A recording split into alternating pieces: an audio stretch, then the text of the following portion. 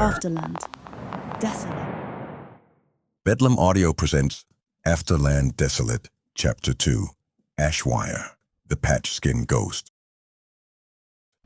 The sky rumbled as missiles streaked indiscriminately across the heavens. Planes fell like shards of glass, exploding below. The world's militaries were futile against the artificial intelligence called Jacket. The rogue AI was created by Citadel Industries. It birthed Black Rain, a plague algorithm that hijacked the global central nervous system known as the grid. Black Rain infected the grid and turned out the lights on civilization, leaving the world at Jacket's mercy. But unfortunately for mankind, AI doesn't have feelings. It doesn't have mercy. The red veil came bloody and fast. Humans were crushed under the rumble. Those who tried to escape via the phosphorus waters of the sea drowned in toxic death. There was no more clean air. Lungs were forced to adapt, learn to swallow pollution, learn to tolerate the burn. This was the world Ashwire awoke to. His limbs were not his own, but a patchwork of 50 criminally insane men, sacrificed to keep him alive, to keep him inside the grid.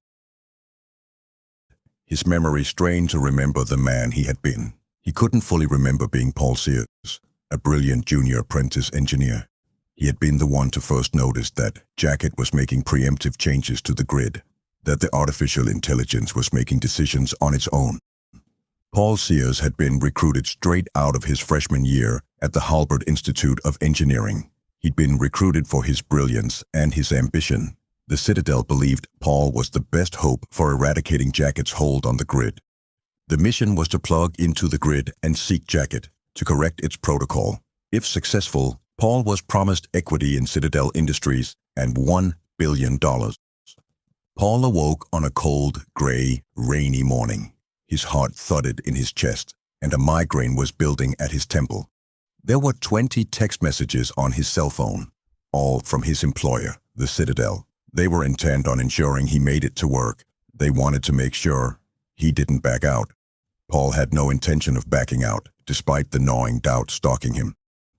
Paul did his morning routine, a shower, brushed teeth, and dressed in the same clothes he wore every day, basically his uniform, khaki trousers and a navy power shirt with blunts, the Citadel bunny logo on his chest. Sears took a final glimpse of himself in the mirror. This would be the last time he saw his own face for an entire month. He grinned at himself. Who cared about sacrificing a month of life when you woke up filthy rich and with equity in Citadel Industries? Sears affixed his name tag onto his chest and grabbed his bunny logo umbrella. Rain the color of coal pelted the sooty sidewalk as the citizens of New Chicago shuffled along to their destinations. Paul covered his nose and mouth with a Citadel-issued face mask. It was a benefit for all Citadel employees. These masks offered real, long-lasting protection against the sour air. He walked into Brew Point by Citadel, his favorite coffee shop. The cheery bunny logo illuminated above the entrance. A homeless man with long, stringy gray hair sat on the ground next to the glass doors. The man looked up as Paul approached. His cloudy eyes took in Paul's appearance. "Bloody bunnies all over you," he said in a gravelly voice. "A bunny man." Bunny man was a derisive term some serfs used for Citadel workers, as if they were nothing more than walking logos. The man stuck out his foot, blocking the door. "Excuse me, sir. May I get by?" Paul asked. The man considered him for a moment, tugging his scruffy beard. "You think you're better than me, Bunny?" No, sir. I just want a coffee." "Coffee. Filtered water, no less. Do you read the Bible, Bunny?" "Everyone reads the Bible, sir. It's law." Paul responded, glancing at his watch. The old man laughed. "I mean the Bible. Not a fucking book with a glowing bunny on it, you idiot." Paul blushed as the man reached into endless layers of soiled military green clothing and pulled out a pocket-sized Bible Paul didn't recognize. The man licked his forefinger as he flicked through the pages. "Ah," he said as his finger landed on the page he was looking for. Blessed are the meek, for they shall inherit the earth. He squinted at Paul. From the lips of Jesus Christ himself. The old man held out the book. Take it. No, thank you. Paul smiled.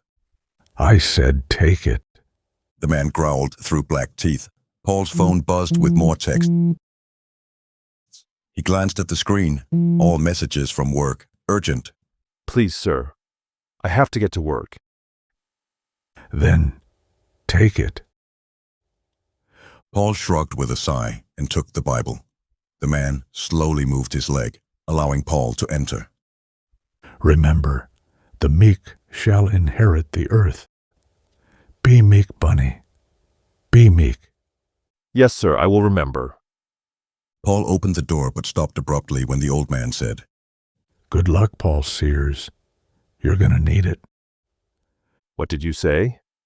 The man chuckled, then closed his eyes and began snoring as Paul's phone buzzed again. Fuck. He muttered, then hurried inside the shop.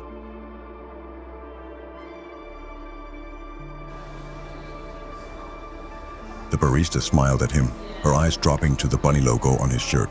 What can I get for you? She asked. She was beautiful in a tired, human way. Chestnut hair held in a ponytail with a small bunny beret. How cute, Paul thought, and smiled shyly. Hey, I'll do a Soyka synth brew. Triple nootropic, half temp, memory safe. Swap the default for vanilla number 47. No trace additives, please.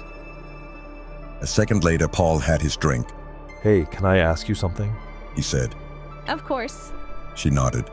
The homeless guy at the door? What's his name? She glanced toward the entrance and back at Paul, confused. What man? Paul's eyes jerked to the door. The man was gone. He paused for a moment, debating whether to ask for the woman's phone link, but ultimately chickened out. Paul stepped back into the rain. Before he could take another step, a sleek black SUV with the bunny logo screeched to a halt outside the cafe, blocking his way. The driver lowered the window. Paul Sears? Yes. The back passenger door flew open and a massive figure emerged and grabbed Paul by the cuff of the neck, dragging him toward the car. Paul dropped his cup. Its contents spilled onto the concrete and were quickly washed away by the black drops falling from the sky.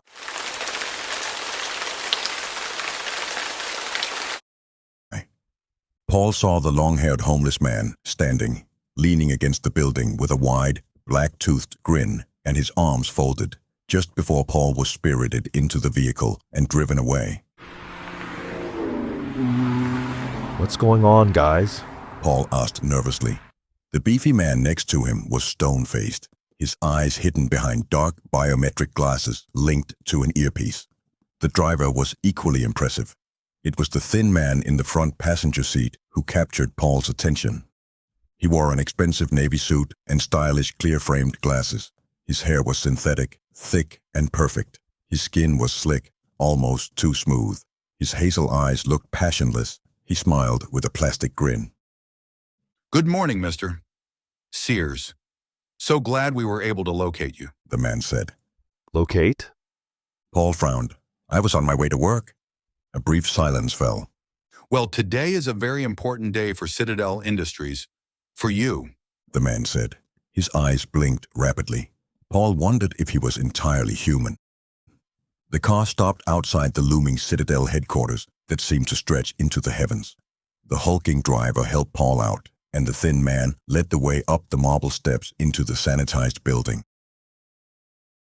Paul removed his face mask and breathed deeply of the filtered air. The man walked briskly toward a bank of elevators, turning and smiling, blinking and smiling. My name is Davenport Davis. I will be your guide through the process today. He offered a wolfish grin. Davenport?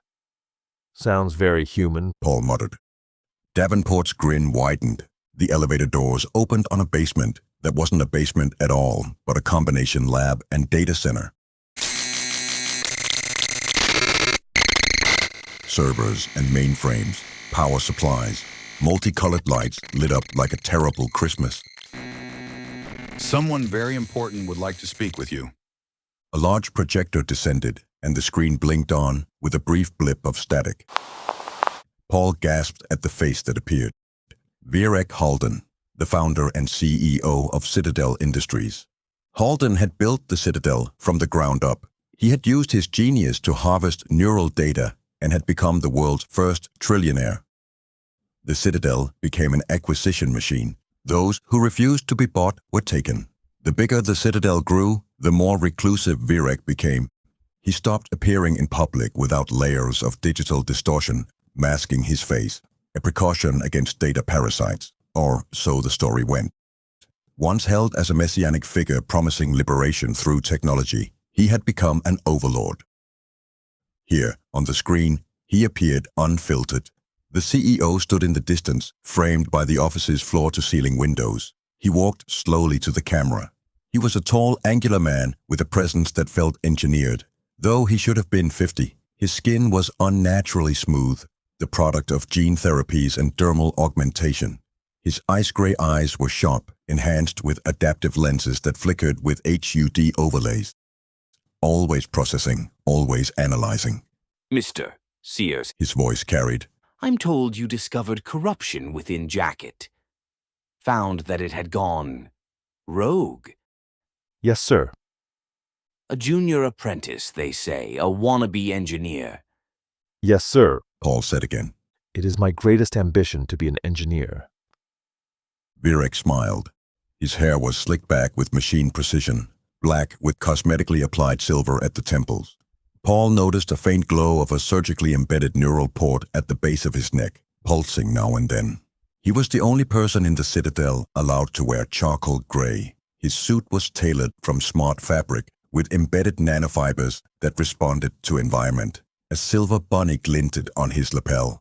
Black gloves laced with interfaced circuitry covered his hands, hinting at his constant connection to the grid. You are doing a very important thing for the world, Mr. Sears. If you locate Jacket and terminate Black Rain, you will be rewarded handsomely. Thank you, sir. Paul said, blushing. I will personally be there when you awake. Virek promised. See you in 30 days. The projector went dark and the machine retracted silently into the ceiling. How about that? Davenport said, smiling. Paul returned the smile, though unease had settled in his chest. Now, let's get you prepped.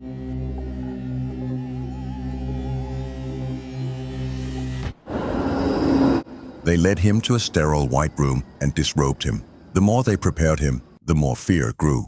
Paul wondered if he had made a mistake. They shaved his head in silence. Hair fell around the chair. Paul sat upright, breathing evenly, eyes fixed as technicians placed nodes and neural anchors about his head and on his body.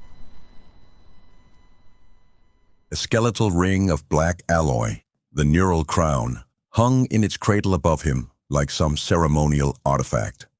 This won't hurt, will it? Paul asked. The engineer shook his head as he placed the crown on Paul's head. Paul closed his eyes as ports along his spine sank with audible clicks. Begin uplink. He heard Virek Halden's voice over a speaker. Warmth surged up his neck. Suddenly his body bucked and thrashed. He screamed as muscles spasmed and nails dug into the chair until they bled.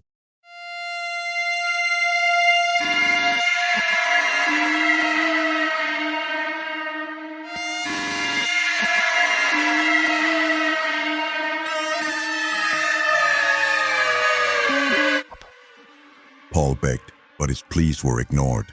His muscles were paralyzed. Every cell felt doused in kerosene and set aflame. The physical world melted away.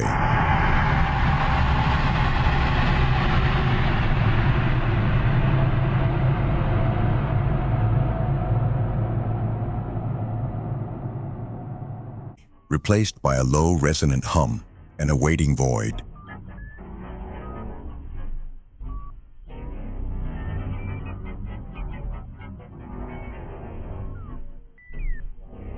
"30 days became 2,190. 6 years in an ocean of code. In the distance, somewhere buried deep in the grid, Jacket waited, patient, watching. Outside his failing body, the strain was brutal. Flesh gave way. Rather than retrieve him, the Citadel stitched him together like an old toy. They rebuilt him with parts harvested from condemned inmates, wiring and clamps binding bone and muscle.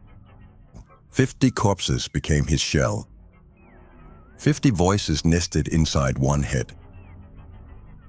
Then the earth shook and the neural crown slipped free. He opened his eyes for the first time in 6 years. On a still looping projector on the wall played a recording of him, the last message before they plugged him into the grid. My name is Paul Thomas Sears. I am an apprentice engineer with Citadel Industries. I am voluntarily entering the grid to save humanity. On my way here, an old man told me, the meek shall inherit the earth. I am doing this for the meek. See you on the other side. See you in 30 days. He had smiled in that recording. He had been confident. He had been a fool. They lie. Please like and subscribe for more episodes. Ashwire limited tees and hoodies are live now on Amazon. Just search for Afterland Desolate merch or Afterland Desolate Ashwire. Wear the myth. Support the files.